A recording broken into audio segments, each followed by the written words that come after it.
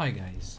Um, I want to use this video and this time just to go through a little bit of recap to talk about what we've done, the big picture. And so I consider this video to be a landmark because from now on we're going to start implementing and go a little bit more in details and maybe implementing some additional features that are not strictly common to a forward solve kind of normal setup. So we're going to talk about backward solving and the dynamic solver that comes with control rig as well as control shapes. That's another subject I want to talk about. But before doing that, I want to just make a recap. So the first thing I went through is a bit of explanation of solvers. We talked about an IK solver, an FK solver, a spline IK, a twist. What's a twist? A stretch, a squash, and some others. Then from there, once the idea and the concept of solver was in place, we started talking about modules where you have solvers that implement a very specific behavior, such as an IK and FK. Then we made these solvers communicate with each other, and then by adding solvers and connecting solvers together, we made a much more complex behavior. And then this much more complex behavior, we call it arm module, for example, or leg module or head module. So the idea of encapsulating functions, each one of this we implemented as a function. The idea of encapsulating them within a bigger function, even this one is a function, this is a function, this is a function. The idea of encapsulating to generate a bigger function then gives us we moved from solvers, which to me are basic math functionalities that provides and compute matrix transform. Usually it's not necessarily, but in this case it does. So we went through this example, and then we start building an arm module and leg modules, and then from there we moved into even a bigger realm. We started talking about skeleton, and we started implementing the character itself. So what happened, let me jump another page. What happened is that we had modules. We developed modules, an arm, a leg, a spine, a head, an eye. And what happened is that we assembled these modules in a procedural way. So we could have procedural placement of controls based on bone names. And this is to make the module and the system a little bit more procedural. And the second implemented the function, or here this is the setup event, setup mode, implement the solving as forward solve.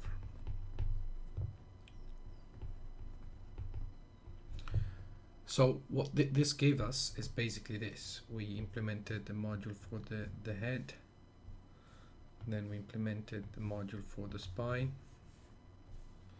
then we implemented the module for the arm, and we use it twice, left and right. We implemented the module for the leg, and we use it twice. And then we implemented the module for, let's use this one, for the eye, and we use it a couple of times.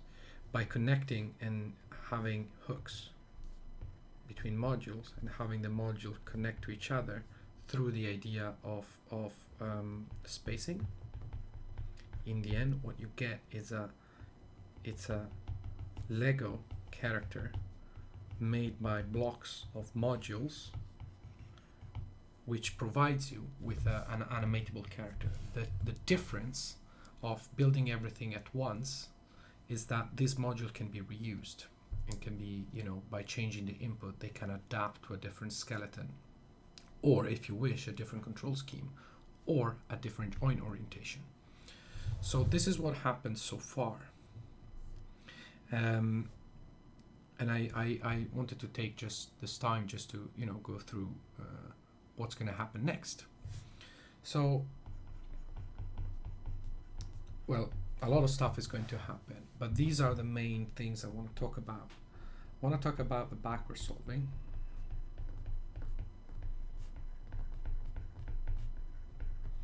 I want to talk about the dynamics, solver nodes, and then I want to talk about control shapes. At the very end, and once I'm a bit more familiar with it, because guys, I'm doing this video just so to remind you, I'm using this video as a mean for me to learn control rig. So I'm learning with you and with the community. So you know, there is a constant time where I actually go through, make many mistakes and learn from it.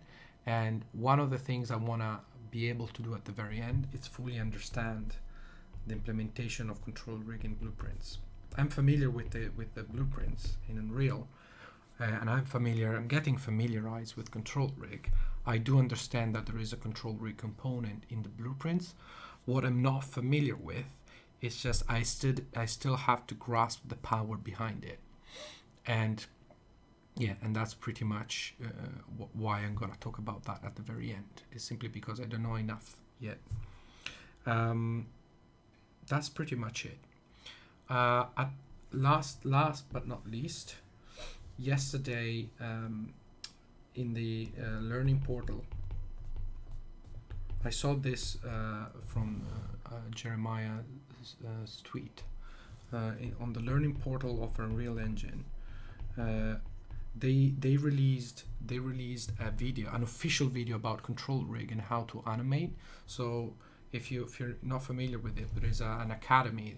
Epic Games has a special space. It's all free.